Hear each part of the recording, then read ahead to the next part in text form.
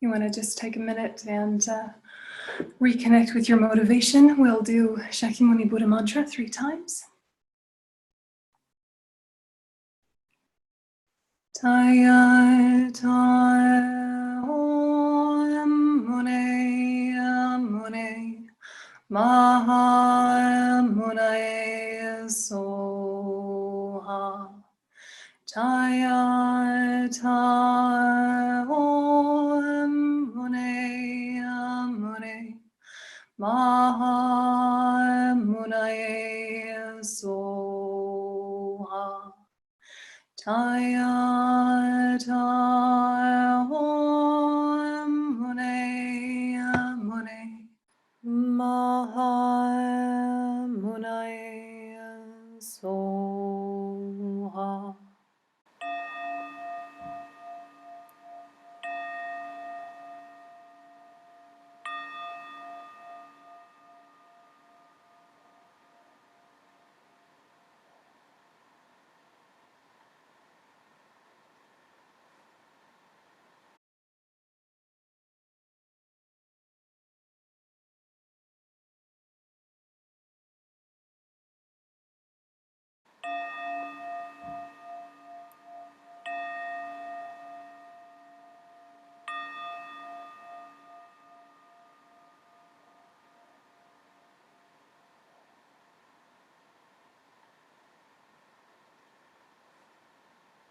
Okay. So we're going to kind of finish up this conversation about dispositions, but the whole concept of the 5 Buddha families is something that if you continue to look at Tibetan Buddhism specifically, is a really helpful framework to get really familiar with. So generally, the lists that happen are not lists you have to memorize. They're more just a point of investigation, right? Look at it, investigate it, see how it is within yourself, see how it is within society, take that knowledge, and then, you know, kind of let the words go, but keep the wisdom of it. Yeah, Dorit? Can I ask a question about the 5 families? Sure, yeah. Questions now, proceed. Oh.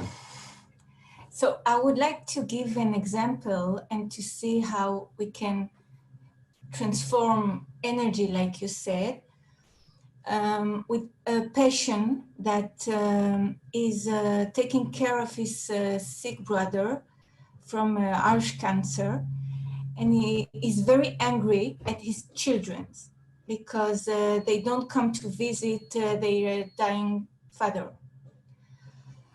So from his perspective, their father was always generous to them, and they should be grateful. And he's very angry that they don't come to see him. So he doesn't want to speak to them because he's enraged, he is overwhelmed.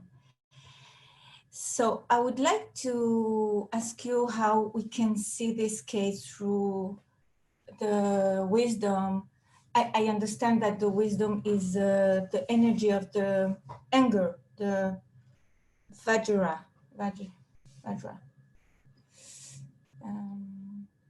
So yeah, how can he transform his energy by this?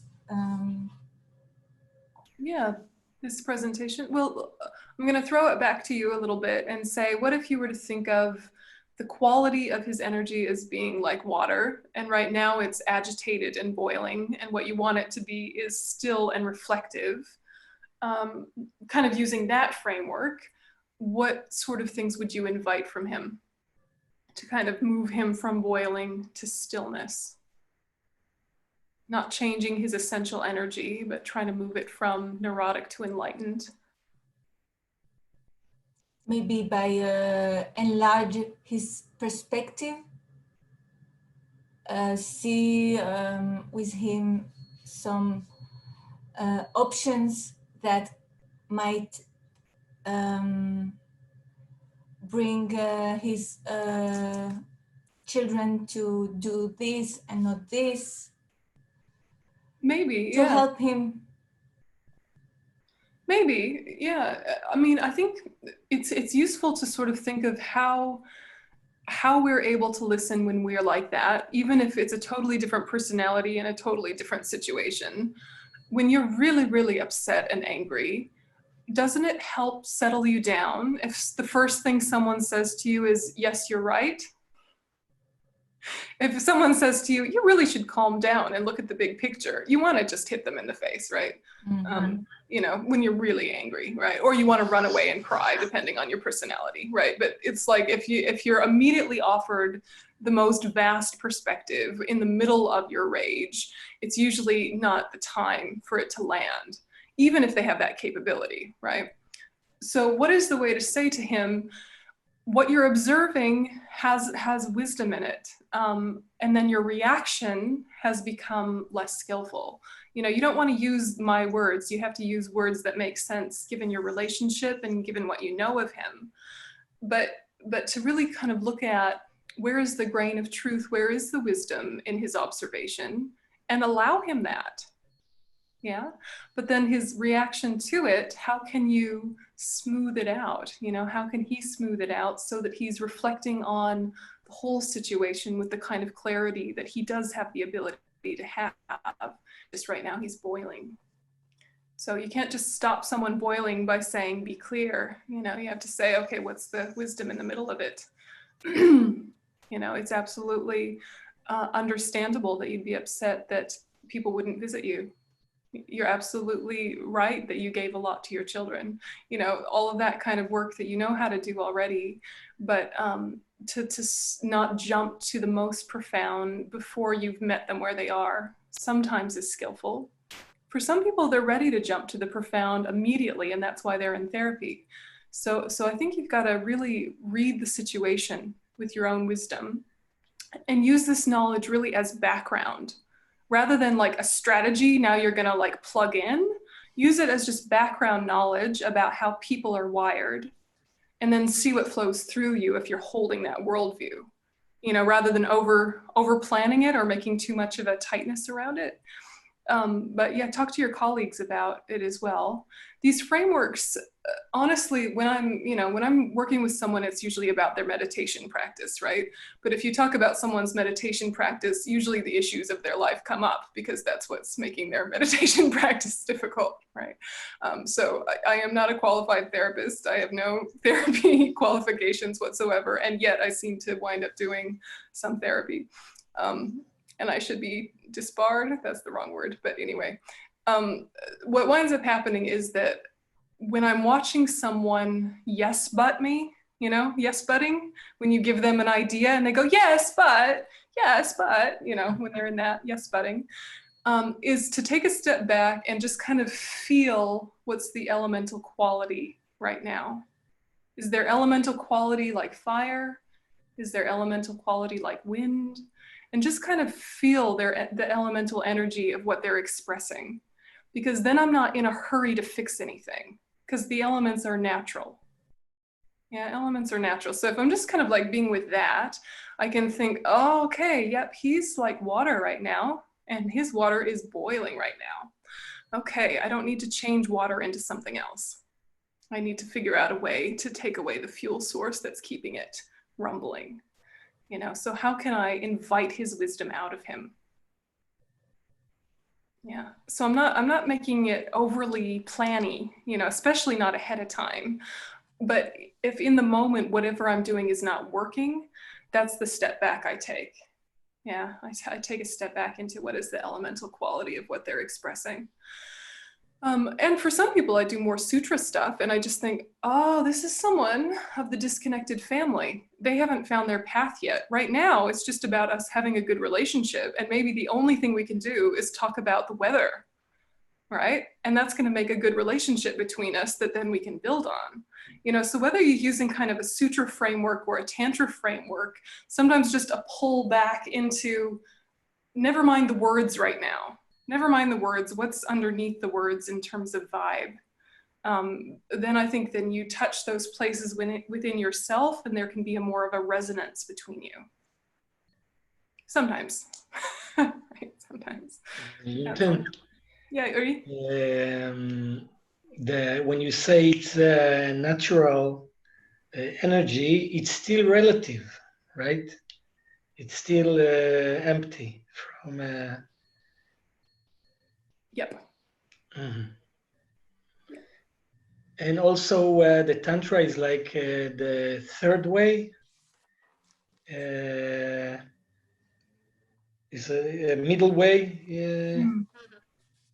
Is it a middle way? It's like the Buddha ate and stopped his extreme diet because you need some energy to, not too much, but yeah, this is the middle way. It's like a more sophisticated middle way. Yeah, it's a more, and it rides on the back of being able to do the basic middle way, which is not too tight, not too loose, right? Not deprivation, not indulgence. That level needs to be something you understand and can do. If that's a level you understand and can do, then you can move a level up or a level more sophisticated or subtle into what's the enlightened aspect, what's the neurotic aspect, and let's shift consciously into the enlightened aspect. So, most of the stuff about the five families from both perspectives aren't things that I say to people. They're things that I communicate in other ways. I'm not going to say, well, you seem to be a Vajra family type. Let me give you some advice. I don't do that, right? It's not useful. And it's sort of like, I don't know, it's bringing a different vibe into the conversation that's not really applicable, but I still am bringing that knowledge into the conversation. Just I'm not communicating it in words, right? So yeah, middle way, definitely. Look, this worldview, I think it's a very empowering worldview, the tantric worldview, because it's kind of saying, you can go from good reality to bad reality, very easy within the blink of an eye. So switch back to good reality, switch back. You don't have to change anything fundamentally or elementally. Yeah, it's quite empowering that way. It's like everything that's happening is workable. Don't even worry about changing it. You're shifting. You're not changing the fundamental quality of it, because there's a richness in every element, isn't there? Yönten, Mm. can you define the difference? Maybe you did it and I wasn't listening good enough, but to define the differences between Tantra and Sutra, can you make?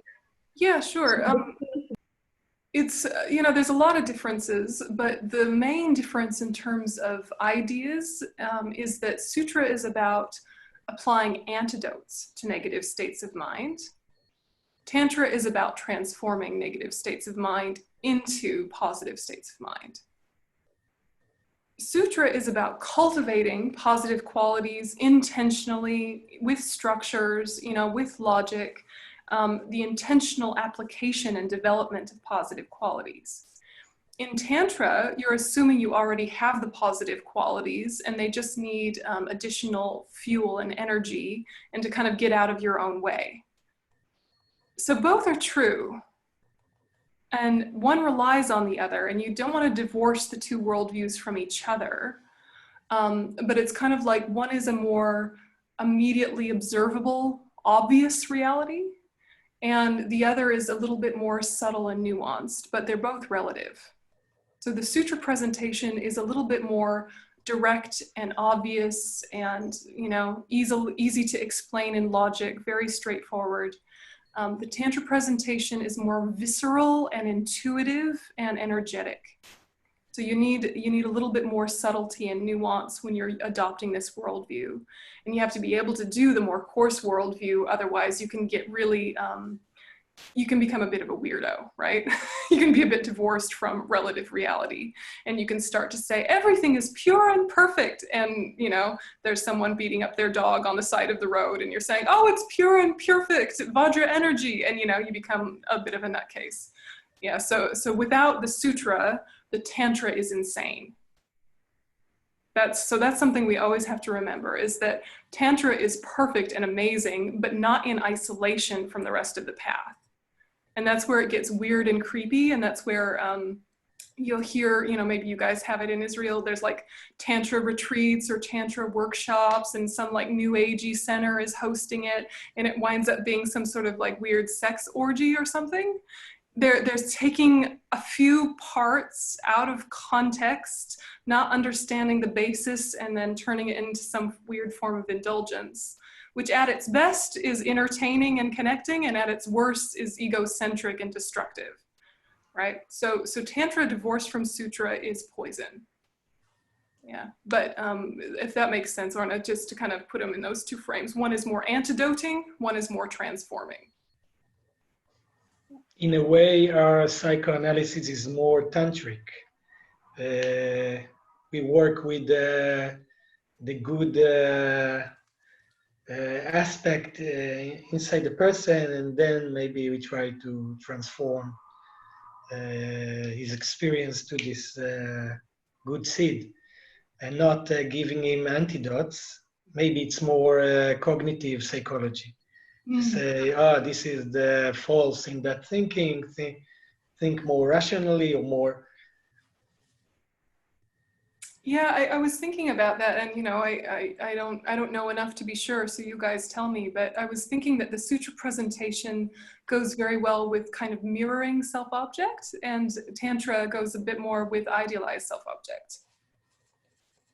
And that, you know, some patients need both, some need one or the other more or less, but those two presentations in a way, in a secular way, kind of marry up to the way you guys describe self-object.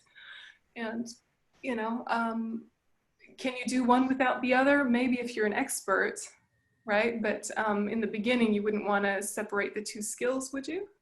I don't know. I don't know. You know, I don't know how all that works, but I think that we know the problem of when we misread it, right? If you try to go tantric view with someone who needs sutra presentation, or if you go sutra with someone who needs tantra, maybe similarly, maybe is an empathic failure if you go mirroring when you should be idealizing, you know? It's like, it's not bad, it's just not the right time. Yeah, like if someone is, you know, in their boiling anger, and they're a dear friend of yours who you have many deep conversations with, if you say to them, do you know what, you should really meditate on patience and loving kindness. Those are some good antidotes to that anger. They're gonna say, yeah, I know. Listen to me, right? But if you say to them, you're boiling, what do you need to become mirror-like? You know, then, you know, with a good friend you've had many deep conversations with, they'll say, yep, thanks, good point, and they'll click over, right? But if you say to someone who is completely new to self-examination, completely new to introspection, who has no spiritual path, is really new to these things, if you say to them, how do we transform this situation into something positive? They'll say, there's nothing positive about it. Rah! You know, you just need to tell them, yeah, I see your suffering, and I see that it's hard. I see you. I see that. And then you can move on, right? But you can't jump the step. Yeah, so there are some interesting parallels. I don't know if they're perfect parallels, but I think there's a lot that resonates with both worldviews, self-psychology and Buddhism, in terms of these dispositions, yeah, presentation of dispositions. And I think that we don't have to get too locked into thinking we need to read people perfectly and know which disposition they fall into. We don't need to overly analyze it. I think if we have a deep self-knowledge of what each of these is like within us, it's going to be very easy to then resonate with whoever's in front of us. So self-awareness, I think, is the bridge to being able to connect with every type of disposition, because that's what we ultimately want to do, is to be able to see, relate to, and help every kind of disposition. And in order to do that, I think we need to understand what fuels each one, and to do that experientially within ourselves. You know, what conditions make me a disconnected family, or what parts of my life or parts of a day where I was a little bit of a disconnected family, what parts of the day was I of indefinite family, hearer, solitary, realizer, Mahayana, and just kind of feel your way into each of those five. And then, you know, similarly, the 5 Buddha families in Tantra, you go, okay, when am I like this kind of Akshobhya family or Vajra family? When is this me?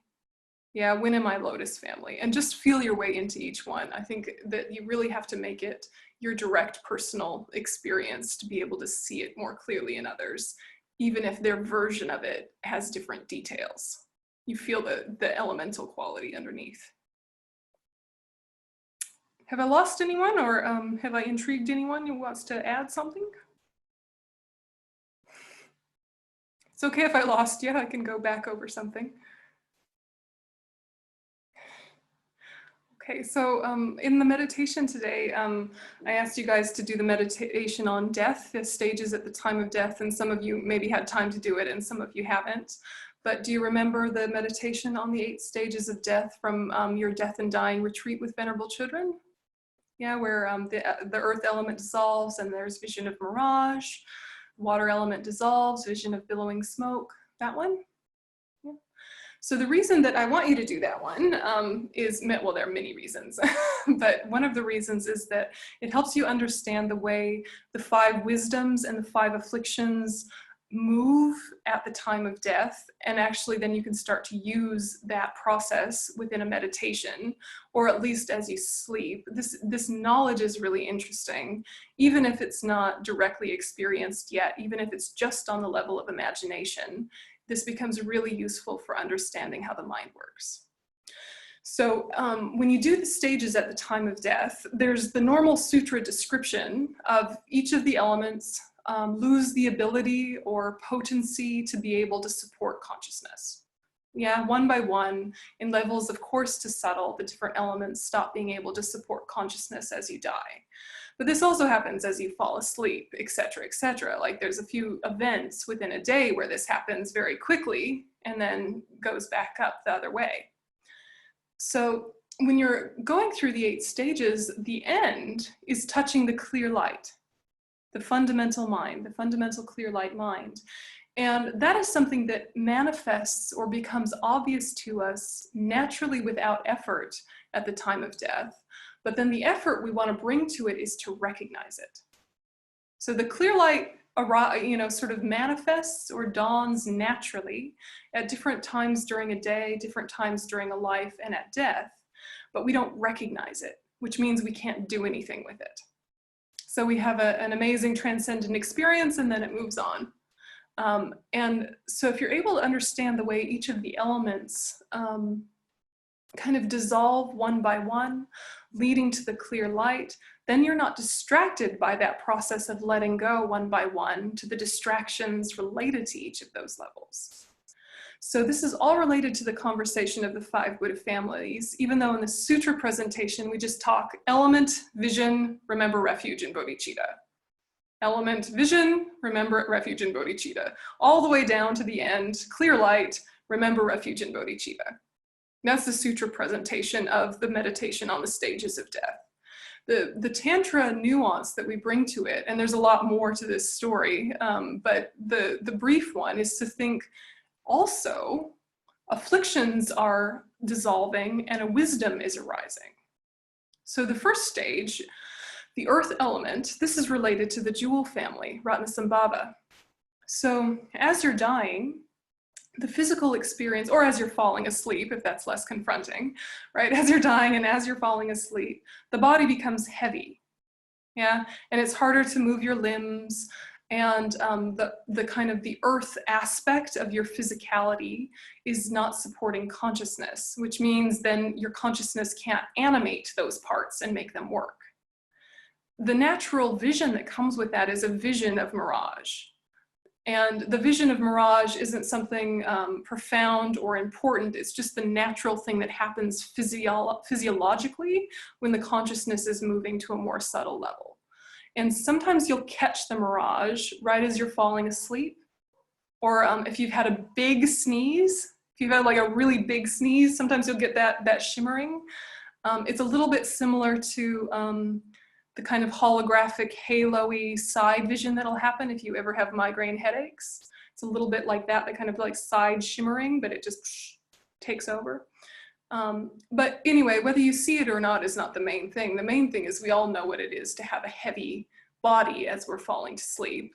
Or if you were woken up as that was happening and you can't even move your arm, you know, occasionally you've been woken up at the wrong time and it's like, your consciousness has not re-entered the earth element and you cannot move. Yeah, you're in like sleep paralysis. Okay, so what's happening then from this perspective of the 5 Buddha families is that your pride and your coarse pride identity are relaxing. Yeah. So the kind of the whatever your particular tendencies of pride are, however you and pride are with each other, relaxes and naturally arises the basic level of the wisdom of equality. So it's not the like fully enlightened version that we want to develop, but kind of the natural version of it reveals itself, the wisdom of equality that's able to be expansive and see everything in equanimous ways. Right, friend, enemy, stranger, good, bad, neutral, self, others, everything kind of evens out with this earth element dissolving. So then the next step is that the water element is no longer able to support life or support consciousness. And when that happens, you have a vision of like billowing smoke or steam, right? And that's what we get explained in the sutra presentation. What's this related to is the Vajra family, where your water element means dissolving, not being able to support consciousness, means that your anger is relaxing. Yeah. And so your anger is relaxing or dissolving or kind of like losing juice, losing power. It's not like you're no longer angry, it's that it just doesn't have the ability to rise up in that moment. And what reveals itself is this mirror-like wisdom. And, you know, this might be when you're starting to go into a deep kind of sleep out the other end and it's bright and clear, but you're not dreaming yet. There's kind of a lucidness. Yeah.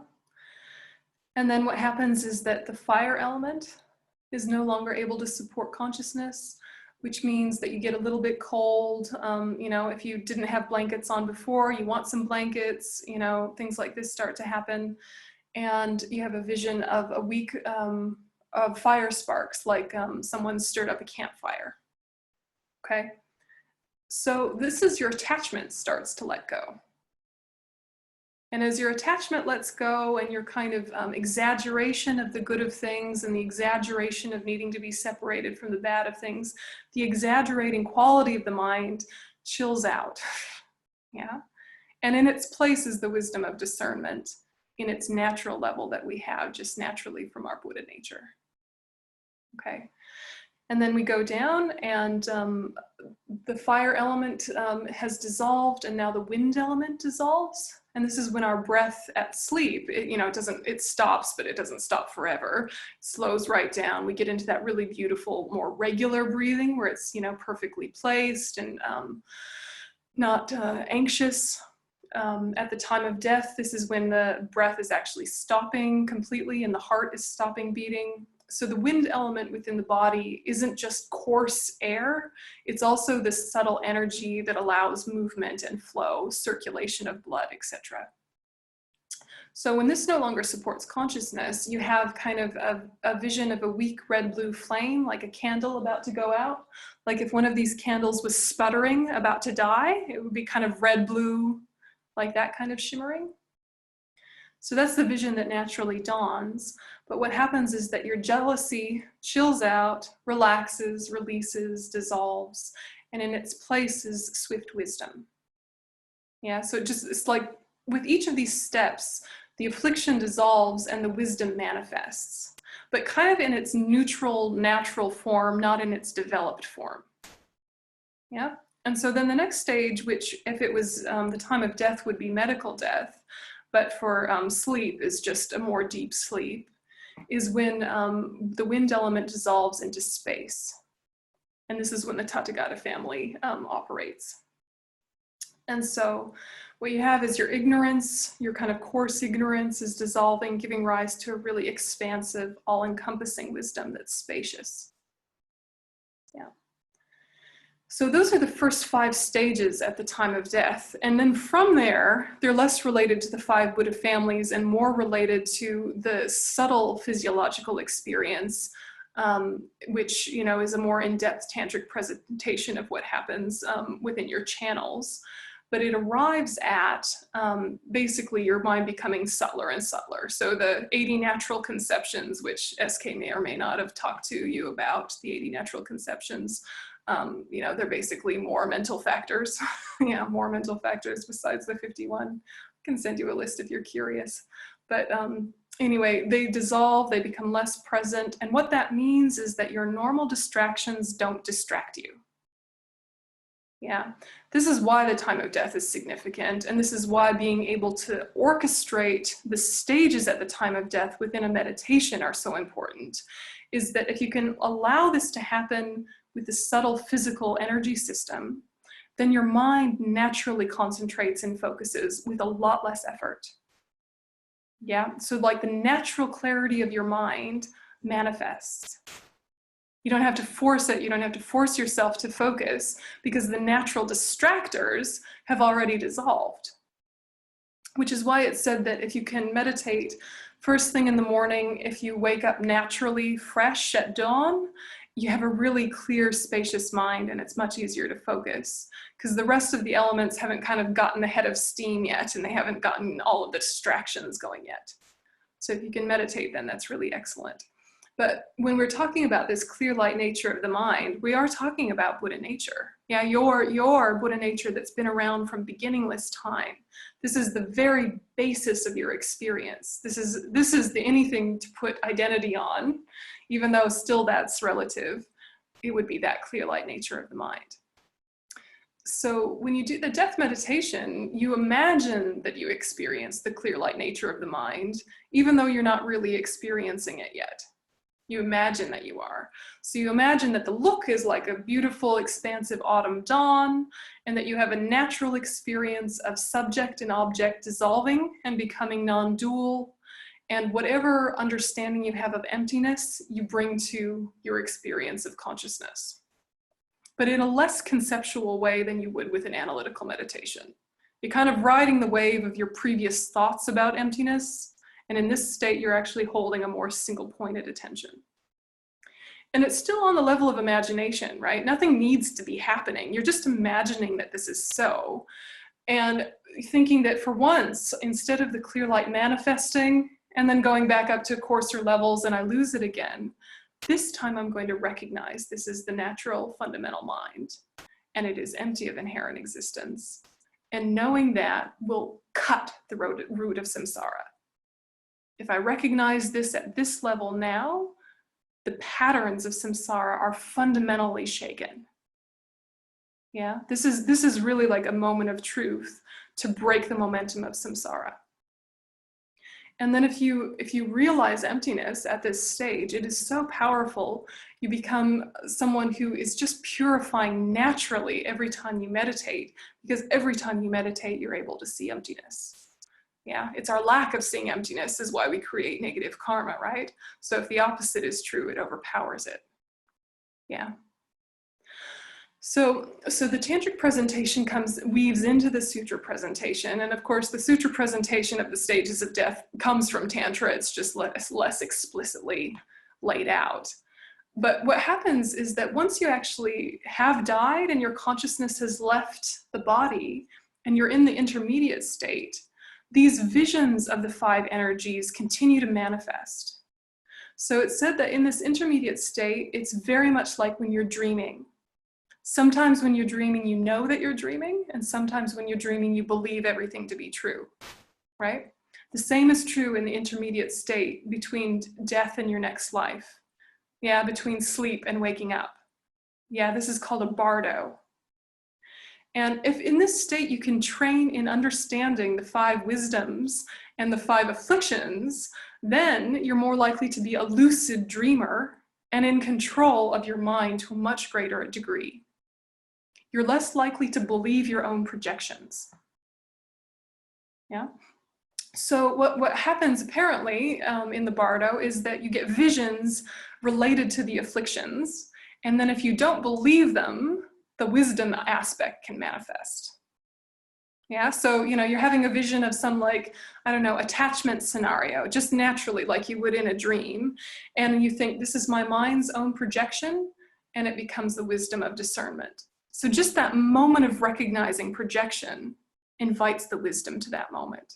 And you're no longer caught in the spell or in the lies of ignorance. You with me?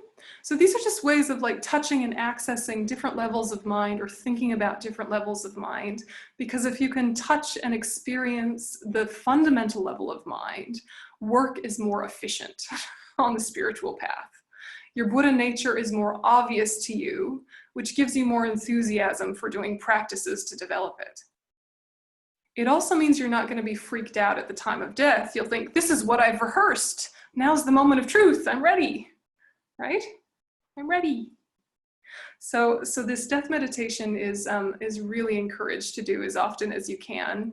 The very like abbreviated form I try to do every day. Yeah, every day, a couple times a day sometimes. But it doesn't have to be long. You know, there's the half-hour version, but when you're really familiar with it, it can become a 5-minute version. Yeah, it's just familiarity and repetition. And if you can become a lucid dreamer, someone who knows the dream while you're dreaming, you can continue to do practice all through your dream state and not feel like you've wasted 8 hours or 6 hours or depending. Yeah, and you can wake up really joyful just picking up where you left off.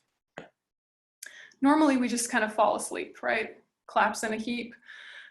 If you can orient yourself before you fall asleep, may my dreams continue the intentions of my life. Yeah, may my dreaming life be in accordance with my waking life. The ethics that I hold to be important and true in life, in dreams, then they will, right? Then they will. But I think that sometimes our dreams can reveal a lot to ourselves about how some of our ethics are conditional. And if we could get away with it, we might not be as ethical as we are in waking life.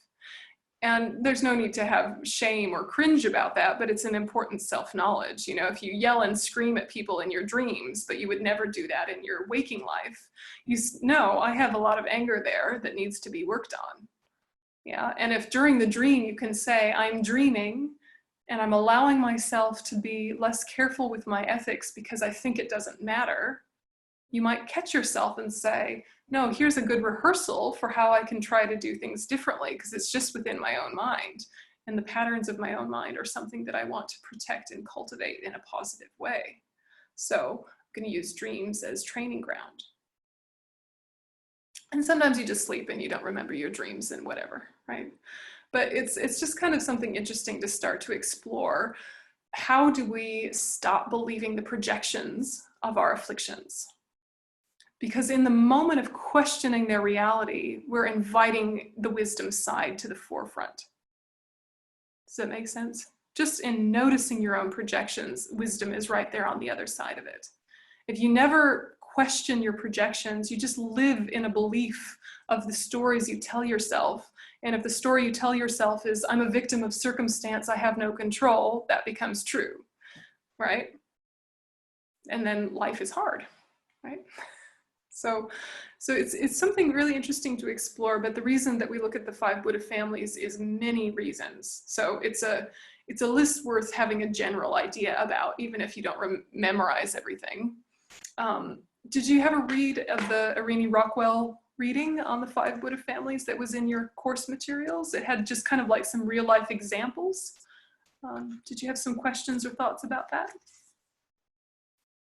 And so on. So if you can, if you haven't read it already, if you can read it, it's important just kind of getting some ideas about real life examples. So on page 42 is kind of a good summary.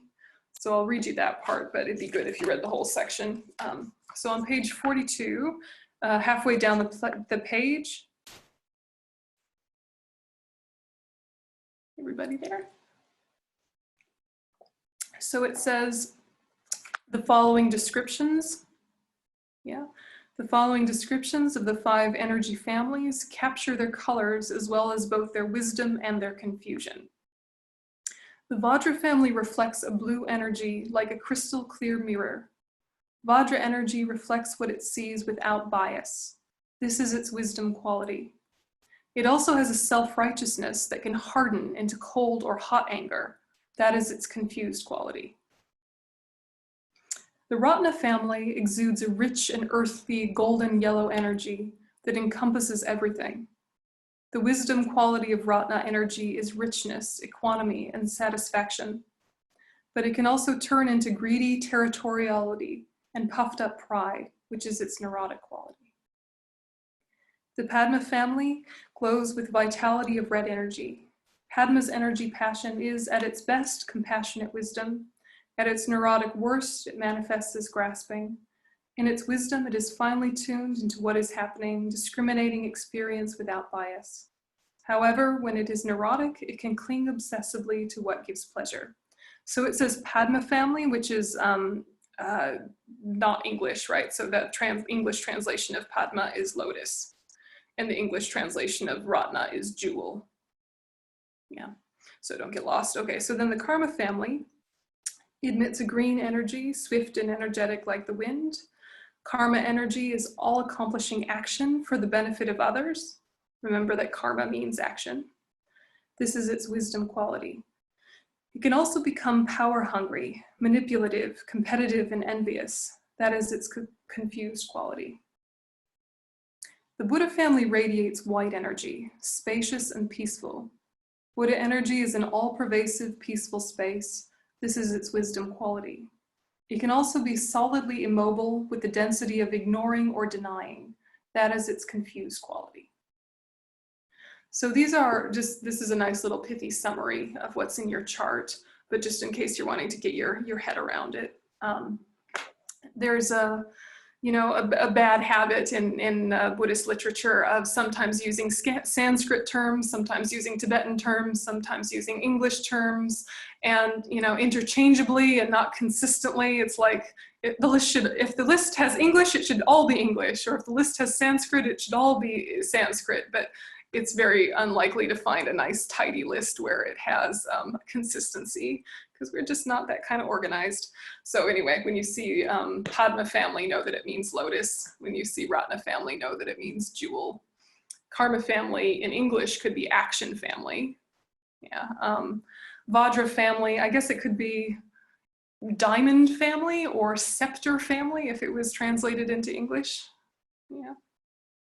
Like this. So anyway, that's a mild aggravation, but we'll get through it. And then of course the heads of the Vajra, the heads of the Buddha families have their Sanskrit name and have their Tibetan name, and that's all very annoying. But if you basically don't get lost in the details, try and just kind of touch the essence of what is described here. Yeah. Okay, so questions? 5 Buddha families questions? How to use, how you've been thinking about it? Questions you've been having? Relationship to the clear light mind? The Buddha family that can be ignoring or denying if it's in the wrong energy, or can you explain how come this energy become ignoring or denying? How does it? How can it become in a high destiny ignoring or denying? Yeah, I'm not sure what's at the root of your question, but this is kind of like the fundamental ignorance, right, is the main problem of samsara. And when it's in its kind of innate ignorance, dysfunctional category, it is able to hold a lot of, a lot of phenomena, a lot of experience, but it's not got any kind of awareness with it, right? It has no clarity or awareness with it. And so it's just kind of a vague, amorphous space of confusion or a conscious disassociation and ignoring. But that very same kind of spacious quality, when there is awareness with it, is when you can become very expansive and hold a whole room's energy or hold a whole world's energy with kind of an awareness of what's going on for everyone without putting it into tight conceptualizations. So it's this difference between spacious and spacey, right, that I always say, right? So this ignoring quality, I think for polite adults who are somewhat integrated, which is possibly us, I think this one is actually a lot more prevalent than we realize, because I think a lot of our day, we're kind of half on. Yeah, we're like half focused and half dissociative, but not like causing a lot of trouble, not saying mean things, not doing horrible things, not being a rude person, but we're sort of not completely awake either. You know, there's a little bit of dissociation that can happen, especially in between events. Yeah, whatever you classify as in between events, you know, whether it's walking or driving or doing the dishes or being at home or whatever is in between. Sometimes in between is when we give our mindfulness permission to withdraw. Yeah, and when that mindfulness withdraws, often we can get away with it because we're a nice enough person.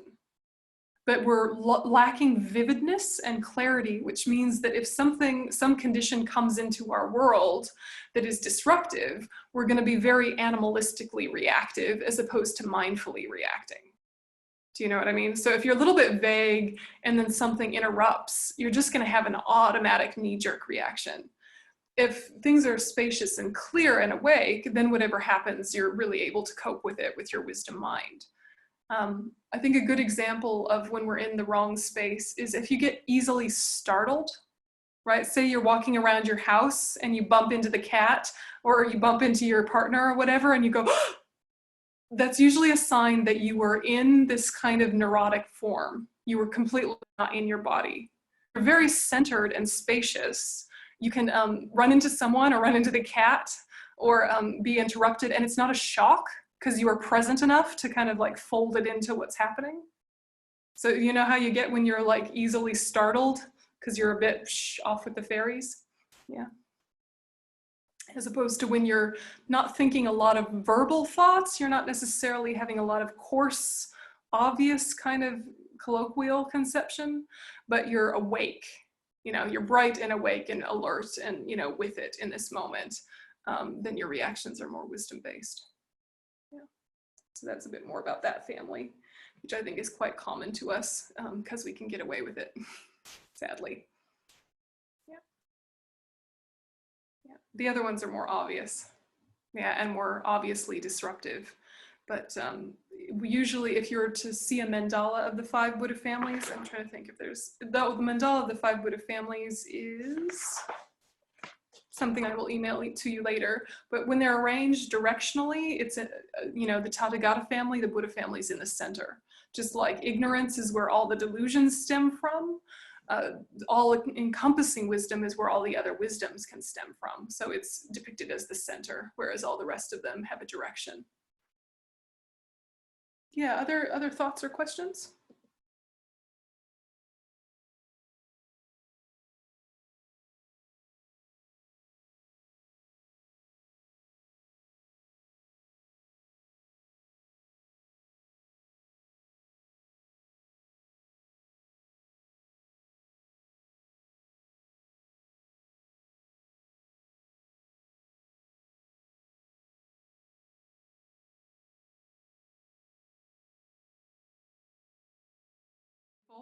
Why aren't we mindful when we think it's a good idea? Is that's kind of the essence of the question?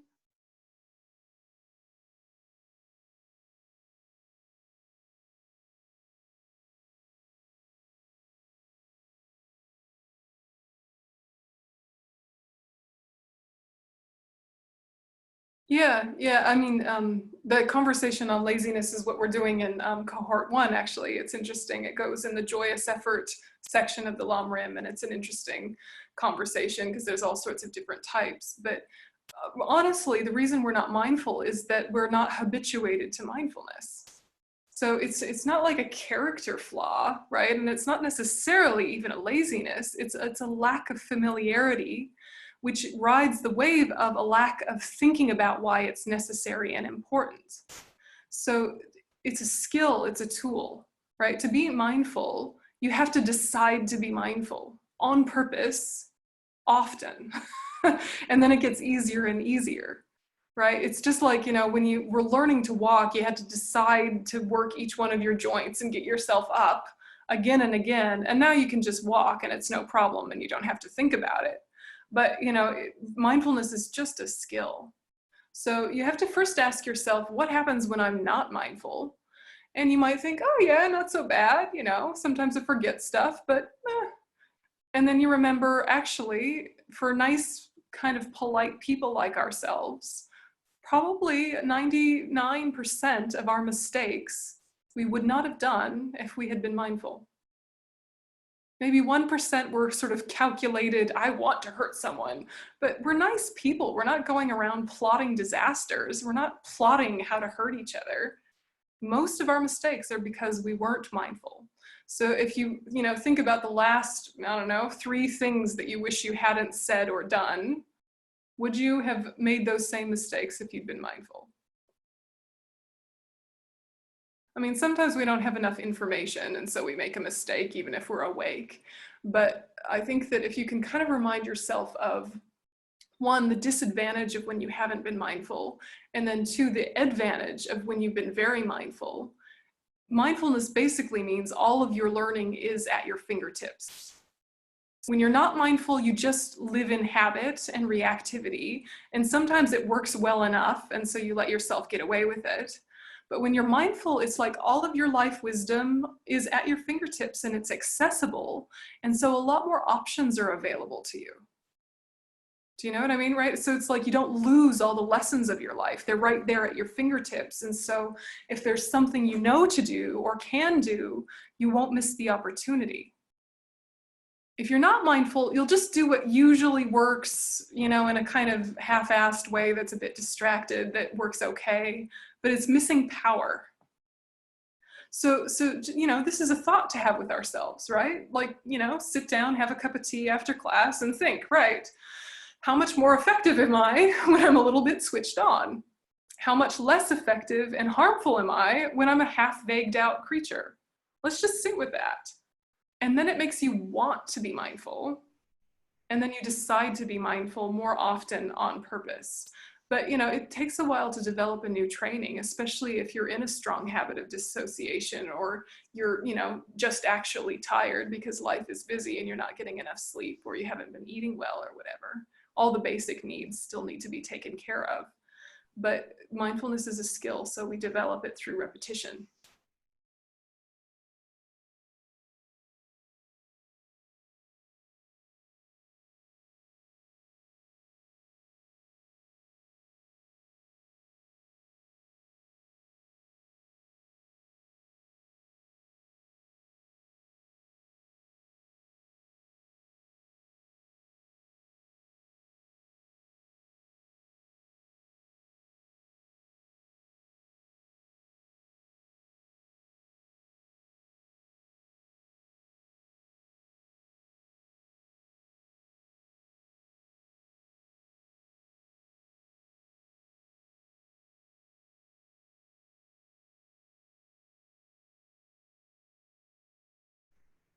Yeah, I feel like you're wanting a really deep and sophisticated answer when the answer is just familiarity.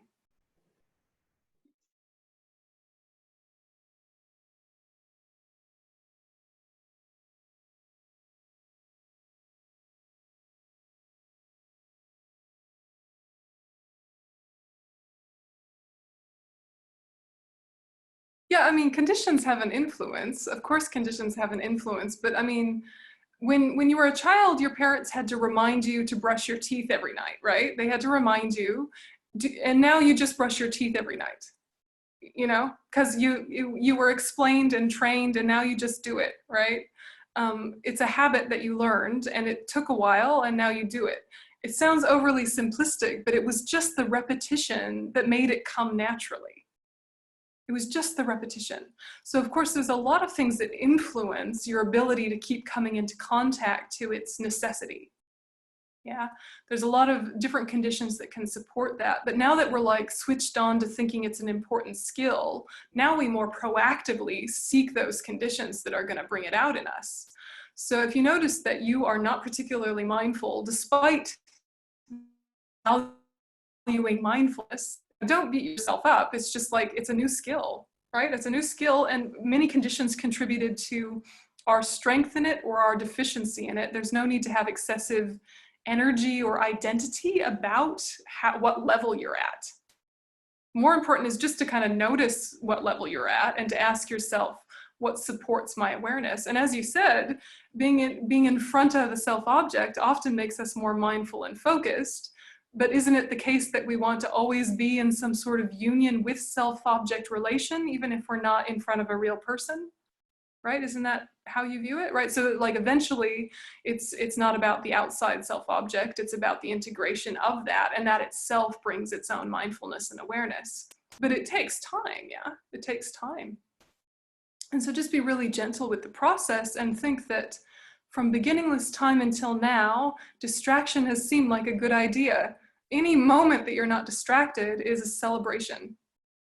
Any moment that you're focused and clear, and if that has altruism with it, it's like worth a party, you know? There should be fireworks.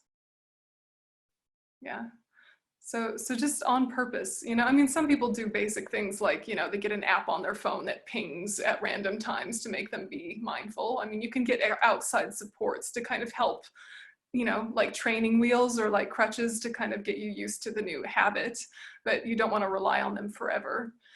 I used to have an app on my phone that would remind me of death a couple times a day. It was really useful, but then after a while I was like, I got it. It's getting weird now. I'm gonna turn it off. But you can get, you know, 16 guidelines app, or you can get the inner job description app, which are the two apps from FPMT, our organization, and you can get them to ping and remind you of bodhicitta at random times throughout the day. It's nice. But honestly, you know, at the end of the day, it's about really making it a priority and then coming back to it on purpose. And if you can tie activities that you do anyway to it, that will make it a lot easier. So, you know, if whenever you go to the bathroom and then you're washing your hands, the hand washing is physical, and a physical cue can make it much easier to be mindful. So if you take that like hand washing time as recentering, and you know, with our hands we're always thinking of one is representing method and one is representing wisdom, so you can think method and wisdom together, wash, right? It's very good. Yeah, like this, you know. So take something that you do anyway, you know. I'm forever putting on and taking off my shoes, you know. It's a forever on and off of shoes happening. So, you know, if every time you slide your feet into your shoes, that's a mindfulness cue because you have to do it anyway. You know, just use what you do already. Try not to make it too much pressure. Try to make it really a natural thing you're bringing to what you do already. And then the habit is easier. What's that? I guess I'm not sure, but maybe part of the question or my question is, what exactly is the relationship between mindfulness and awareness? Or how we define awareness. Well, how do you define awareness? I'm not sure. Yeah, it depends how you define awareness. Sometimes they're synonymous in just everyday language, you know, colloquially. So we'd have to unpack what do you mean by awareness? I mean, there's mindfulness with an agenda and there's mindfulness without an agenda. And obviously the one with an agenda is more powerful and more spiritual practice. Just being aware of what you're doing while you're doing it. Mindfulness, the mental factor, is just the mental factor of non-forgetfulness. Right? It's just the mental factor of non-forgetfulness. When it's a practice, it's non-forgetfulness of a virtuous object. So that means that you're, you know, the back of your mind always has a little spotlight on what you're saying to yourself. But it's not just watching what you're saying to yourself in a passive way, it's consciously adjusting it to make sure that it's in alignment with your core values and with your priorities. So, you know, you can be doing very ordinary things with kind of just a gentle spotlight on how you're thinking about it. And you might realize that you've gotten yourself a bit tense and stressed with something ordinary, like, I don't know, doing the dishes, and you're, you know, pushing and you've got some tightness in your chest and you're like, I just need to get this done before this person comes. And then you catch yourself and you say, right, this agitation of my mind is not going to help the next chapter of the day. Why don't I relax into this task? And if I don't have time for this task, is it as urgent as my attachment is saying? What if I just left it halfway through and was not stressed and came back to it, right? Like your wisdom can engage itself. So mindfulness needs to have the agenda of, am I staying in alignment with my path? You know, a more loose mindfulness, watching what you're doing as you're doing. You know, it can go into like good old CBT, or it can go into just developing good concentration, but we want to have the most altruistic motivation at all times, because that's going to make us happier and it's going to make us more effective. You know, so it's bodhicitta mindfulness that we want. So I guess part of that's a big difference. I guess if mindfulness has an agenda and has a direction, it's very different than just being aware and observing yourself. Yeah, yeah. And just being aware and observing yourself itself makes you more present and makes you more relaxed. So it's still a good skill. But if you can take that and upgrade it, it just means that life is more powerful and it's more meaningful. Honestly, mindfulness is fed by study as well. You know, the more you study, the more you want to be mindful. The more you study, the more you know how to be mindful. And then your agenda has more clarity as well. You know, so you think, I want to be of benefit to all sentient beings. Let's watch what I'm saying to myself. Do. That could be the background thought generally, but it has more and more weight the more you think about it and the more you study and the more you're on board with the benefits of living this way and the disadvantages of not. You know, so, you know, your general skill stays the same, but it gets deeper and deeper and it has more energy with it. So study is a huge piece of learning how to be mindful and what to be mindful of. And then you can start to have things like, say your daily practice is to recite the 8 verses of thought transformation. The 8 verses of thought transformation are beautiful and powerful, but then we forget them because we don't repeat them enough. So what if you just read them to yourself once a day? Yeah, then during the day, one of the verses might just pop into your mind in relation to the situation you're in the present and guard you from going into a negative state of mind. It happens, right? But only because of repetition. It could be we studied the 8 verses once, we liked them, we thought it was interesting, and we never looked at them again. And now they're not going to come into our daily life very strongly because they're just not as active. So if you make them active in the morning, like activate them, then they bleed into the rest of the day more organically. And it's not like you have to force yourself to remember. It's like the power of your intention carries them into the day. And it might be that you pick just one, you know, to focus on, but things like this, it doesn't have to be the 8 verses, but things like this can be really powerful for having more mindfulness as you go about your day. Yeah, other thoughts? The 8 verses is in your Chenrezig meditation that I sent you to, by the way. Fun fact. Yeah. Karina? Yönten, you make it sounds like mindfulness it's something that we need in order to meet a content. Like there are things like what we do in analytical meditations, or there is a content that the ability to be mindful is in order to serve that purpose. And when we're talking about awareness, sometimes maybe it's not, I'm not sure that's what was not meant, but it's just the ability to have the mind, you know, just focused in one point in the concentration in something, and it doesn't have to have a content. So can you make this kind of differentiation for us? Well, I mean, I guess there's like open awareness, right? Which is just kind of a bare observation, you know, and that's a practice that we cultivate, but I'm not sure what you mean. Can you say more? Open awareness? Is there a difference between one point concentration, okay, and mindfulness? Yes. Yeah. Can you elaborate? Mindfulness is an object ascertaining matter. A single-pointed concentration is using mindfulness. So it's like sharpening the mindfulness. So there's mindfulness in any number of things, you know, which is basically non-forgetting of what we were planning to do, even if it's not in words, right? You need mindfulness when you're driving, even if you're not thinking, turn here, pass now, stop now, even if you're not having those words in your head, you're having non-forgetfulness of the trainings of driving that you learned however many years ago. And the mindfulness is keeping you with the road rules, even though they're no longer conceptual. Concentration is heightened. So it's a kind of attention. This form of mindfulness is a kind of attention, even if it's an unaware attention, or automatic attention, or conditioned attention.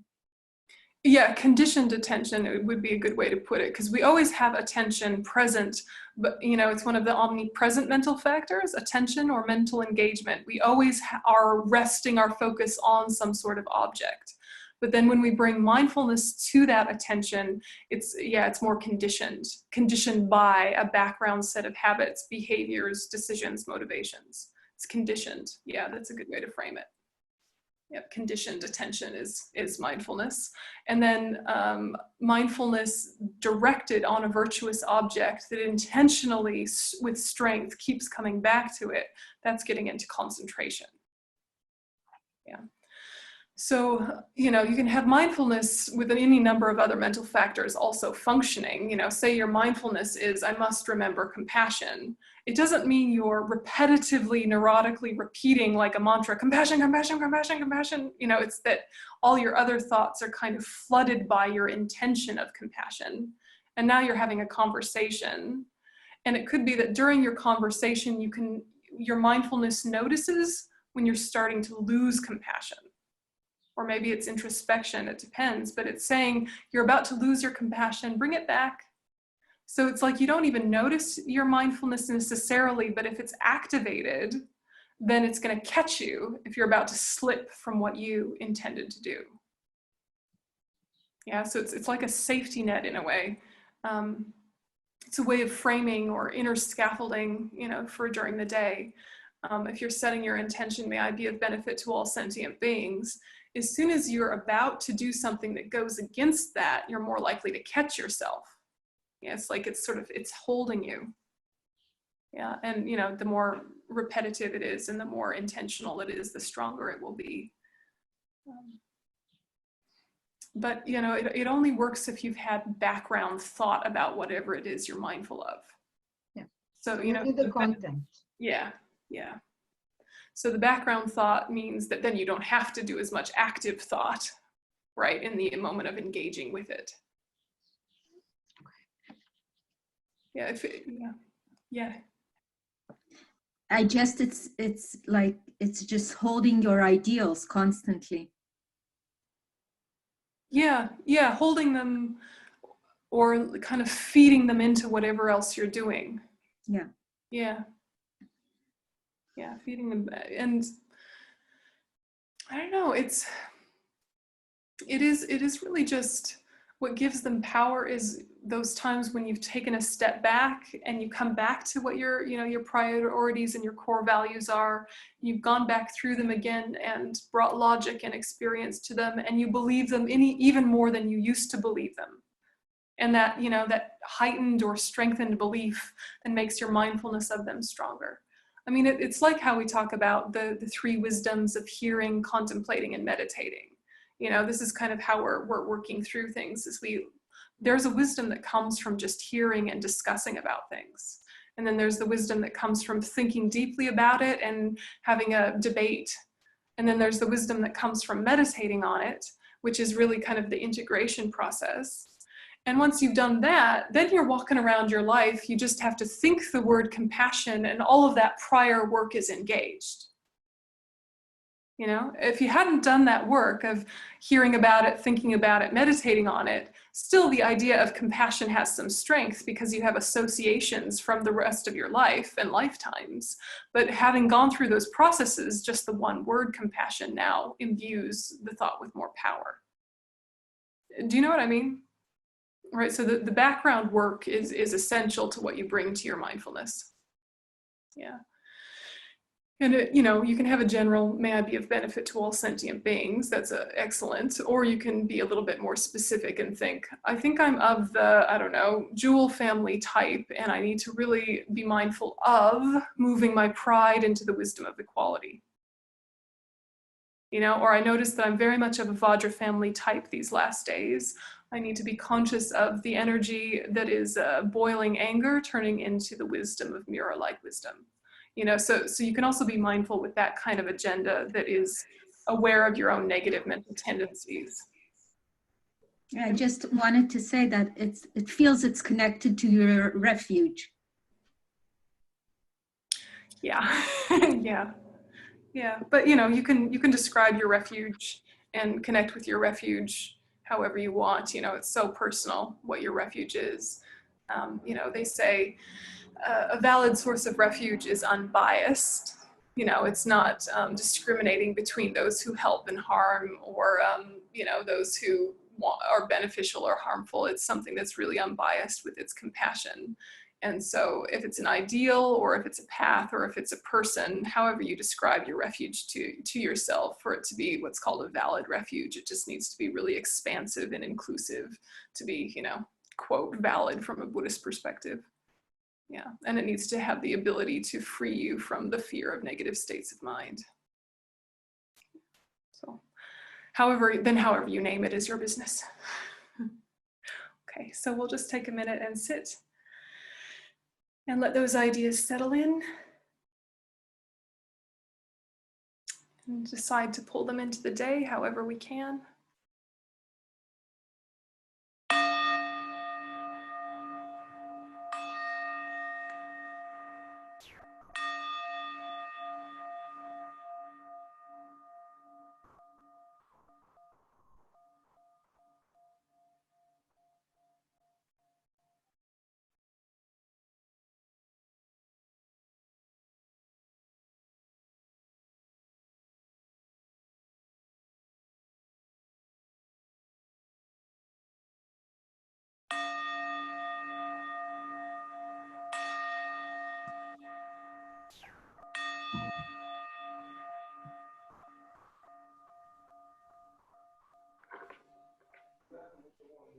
Okay, so thanks guys.